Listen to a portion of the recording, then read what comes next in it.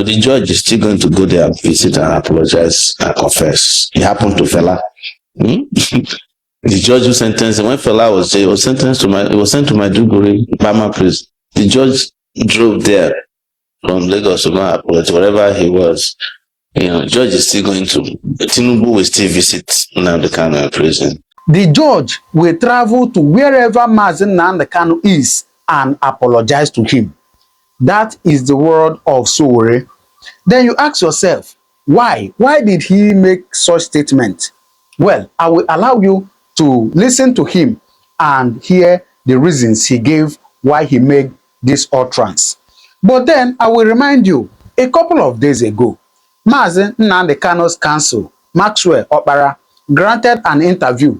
And when they asked him, what do you want the president to do this time?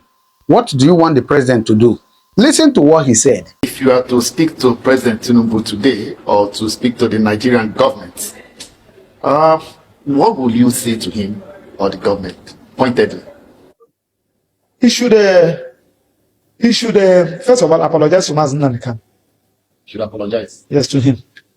And now exercise that right of pardon with the condition that with the apology. But if it is giving him pardon with a condition, giving him pardon as a criminal, just like Mazen Nnamdi Kanu is telling me, to come out is one thing. The process of you coming out matters a lot. Did you hear him? That the president will first of all beg Mazen Nnamdi Kanu for what? For forgiveness. Apologize to him. Then you ask yourself, why are these people talking about apologizing to Mazen Nnamdi Kanu? Should I tell you the reason?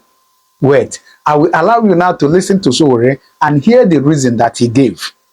After listening to him, you understand what we are talking about. That it is not just about pardon. It is not just about freeing him. It is not all about letting him go. But what comes after it is the problem. As Mazen Nnamdi Kanu said, that it is not about releasing him, but it is about the process of releasing him that matters. Please, listen to him. Tinubu will still visit Nnamdi Kanu in prison. What was going through your mind or your reaction when Justice James Omotosho was reading that life imprisonment judgment on November 20th? Nothing. You know why? Because as of November 5, I had explained in a long tweet on my page and on my Facebook, on my social media handles, exactly what was going to happen on November 20th. Two things were going to happen in November. They were actually supposed to have jailed Nnamdi Kanu on November 10th. But they realized at the last minute that it was Ken Saruwa's same day that they killed Ken Saruwa. Second, the sentence was supposed to be a death sentence. But because they could not get, the support they needed to carry it out, they decided to make it life. Omotosho, as of the time he went for a break to come and read the judgment, was still, what he had in his hand was a judgment for death sentence. If you see the passion with which he was reading the allegations against Nnamdi Kanu, one, the laborious and tedious way it was going on, he didn't write the judgment. You could tell. You could tell from his demeanor and his action that this was too much. A lot of mistakes. He couldn't mention his name. He said everything properly. And secondly, when he went back, they have to have another meeting with him. He said, look, I don't think we can carry out the death sentence. And that was why they settled for life. And then they imprisoned him. They settled for life. And took him to Sokoto the next day. The fastest transfer of a prisoner. And it was to send a message to the people on whose behalf he was sentenced to life. Because nobody should deceive you. Nnamdi Kanu's offense has nothing to do with what they read as his charges. Some of those charges are dead. Some of them no longer, some of the laws on that which they would not exist. Like the treason charge. You can't charge somebody for treason after 3 years of committing the offense. So they charged him almost 4 or 5 years after he committed the offense. Some of the charges restated had already been struck out. So it was just what they call trial and error.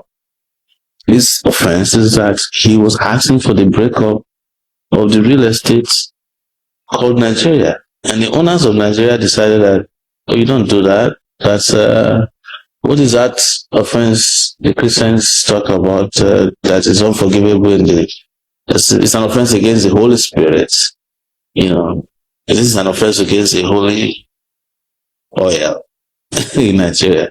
That was the reason why Tensarawa was, when you touch that area, they don't waste time, the owners of Nigeria. Then you've touched their economic life, and NAV. They'll kill you. They kill you immediately. Have you been able to visit him in Sokoto? I have, but I've had people who have visited who have been in touch. I'm in touch with him in general, but I've not visited Sokoto yet. But you see what I was telling you when I was planning the protest for Nnamdi Kanu, which I believe also might have led, which I believe was the reason they didn't pronounce death penalty, because that was a lot of attention, and that was why they were upset with me and sent me to Kuje prison for 4 days over that. When we were planning all that, I was calling on all these Eastern governments to speak up. Now they've realized that it's even more burden on them that now become sentenced to death. That's why OT had to fly to Sokoto, maybe on a private jet, to go and visit Nnamdi Kanu. The judge is still going to go there and visit and apologize and confess. It happened to Fela. The judge who sentenced him, when Fela was there, he was sent to Maiduguri, Bama prison. The judge drove there from Lagos to go and apologize, wherever he was. Judge is still going to, Tinubu will still visit Nnamdi Kanu in prison. But we told them this was unnecessary. They could have saved themselves embarrassment on November 20th by just discharging him of, just releasing him unconditionally. Because you could tell, how do you accuse somebody of killing Gulak when you have him in TSS custody? How did he do it? No evidence. The only evidence they have is a radio transmitter and microphone. I was looking for an evidence of, he went to buy a ship of weapons and sent to Nigeria. No, not even a bullet. Just exercise book where he wrote his thoughts, and where a radio transmitter they claim he concealed and brought to Nigeria, and the microphone. That's all. Why do you think his release is important to Nigeria? Because, Nigeria entered voluntarily into a disease in 1963. And to exit from it and heal itself, you must address the outcome of the Civil War. All of this thing you're saying is the outcome of the 1970 Civil War. And part of the reason why you say I'm active on this matter is not political. I didn't fight that in that war when it was active, and I don't want to participate in fighting when it is cold. They're still waging a cold war against a woman in Nigeria. I know it. I don't need to go to school to know that. I don't need to have a PhD in philosophy to know that Nigeria has an Igbo problem. But it would be hypocritical on my side to fight and speak on behalf of Palestinians when Israel is shelling them, and forget to fight on behalf of our local Palestinians in the southeast where Nigerian government is shelling them. That would be hypocrisy on my part. How do you respond to claims that activism is funded by some quarters to create a false sense of opposition? I'm very happy that people can have opinions about me that they can put out there. That makes them feel good. But if you want to do an activism that is creating a false sense of opposition, go and push your younger brother out there, let them shoot him, and you finish burying him and continue your activism. Be expelled from the university twice. Let your nose be broken. Let your mother have stroke because they detain you for a long period of time. Let your passport be seized and you can't see your children for 5 years and you have to be with your wife. It's short at, let them go after you everywhere you go. So, and then we can all come to a place where we say, oh, we have created another activist who created a first set of opposition. I'm not trying to be an opposition. See, what people should differentiate between activism, as you call it, and opposition is cyclical in Nigeria. People only oppose the government when they're out of government, when they don't have something to eat. They will oppose the government. I don't belong in that category. And then what happens to activists all over the world is that the narrative is framed to scandalize you, right? And some people will believe it. When you get to the point as an activist at my level, you don't even respond to that. Because then you get distracted responding to what they call hubris. You know, at the end, the person who says, oh, you want to create real opposition so that the ones that are forced can pack and go home. So, but I understand a person respects rights for people to have freedom of opinion. And I cannot tell you that anybody who says that has no right to say what he wants to say. Everybody should have a right to say that. That's the kind of country I'm fighting for, where you have a right to say what you want to say, and you are still free after you have said that. Let's talk about revolution now. Yes. What exactly are you calling Nigerians to revolt against? If there's anybody who's asking that question about this time, I have nothing to tell them. If Nigeria should be revolting against everything, I hate to say that, but I can't fail to tell you that every country that I've been to outside of Nigeria, and I've been to 31 countries beside Nigeria, and the question I ask myself is, what is wrong with us? And the question, the citizens of most countries that I've been to, the moment you introduce yourself to them, that you are Nigerian, they ask you two questions. One of it is that, where's that footballer? They always have a favorite footballer. JJ Okocha is the most popular that I come across. And the second thing, he says, why are you guys not revolting against your leaders? You have such a great country, but you have foolish leaders, you have crazy leaders. I'm telling you what outsiders tell me. They tell me in South Africa, you go to Ghana, they'll tell you. In fact, some of the reasons why Nigerians are hated abroad, apart from those who are accused of being too nice to their women and their women fall in love with them, because they say Nigerian men are very good in taking care of women. So there's that animosity I'm talking about. But the second reason most Africans hate Nigerians is that they love Nigeria to the point that they can't understand why Nigeria is not a great place. Yes. It's because they love your football, they love your culture, they live off of your music, their life is dependent on your movies, their spirituality is controlled by your clerics, right? And then they will have to wake up and hear that you don't have water, running water. You don't have electricity. They can't travel to your country to go and see. I don't know how many Africans, I'm not saying Europe, I don't know how many Africans are saying, I wish I can go to Nigeria. I hear so much about Nigeria. How is it? But they'll tell you, but they said, you can't go there. They'll kidnap you. So, Nigeria, if you have a child born abroad, you can ask anybody in diaspora. The only way to get your child to behave properly is to say, I'm taking you to Nigeria. I said, Daddy, please, what do you want me to do? I don't want to go to Nigeria. I'll do it. Which other country do you use to threaten your children like that? Your children offend you, like, I'm taking you to Nigeria. I said, no, please, Daddy. Please. I don't want to go to Nigeria. And they've never been before. It's just based on what they've heard from their classmates. But the good news is that there's something that is not related to government that keeps them going. My son plays soccer and he's focused on Osimhen. It's like, Daddy, did you see what Osimhen played? I don't watch soccer that much. But you can't talk to my son about politics. He doesn't want to hear it because that's the traumatic part of Nigeria that affects him directly. His father was constantly hounded for going, being a citizen of Nigeria.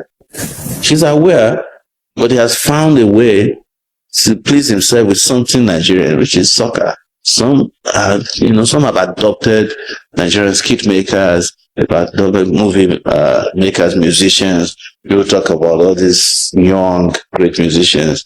They have fans all over the world. They're doing well.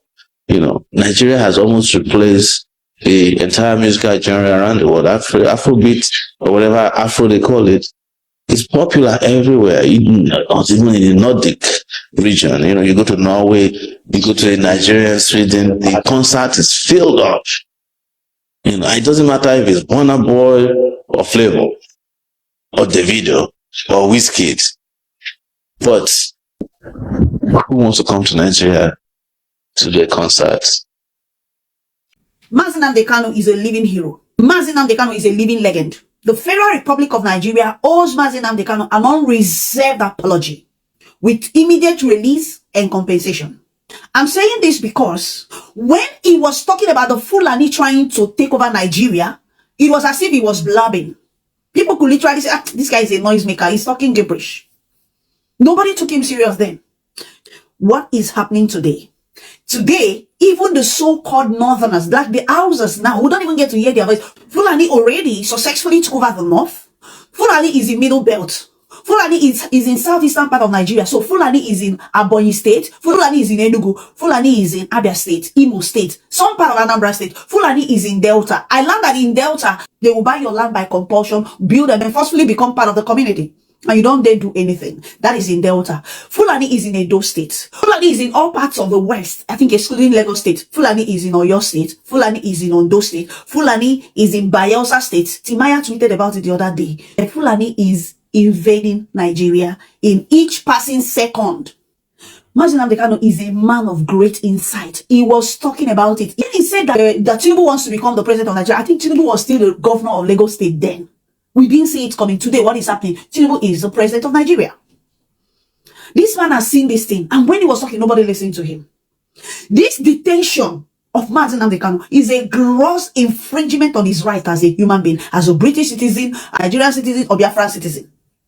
He should be released with immediate effect. He should be duly compensated. And he should be apologized to.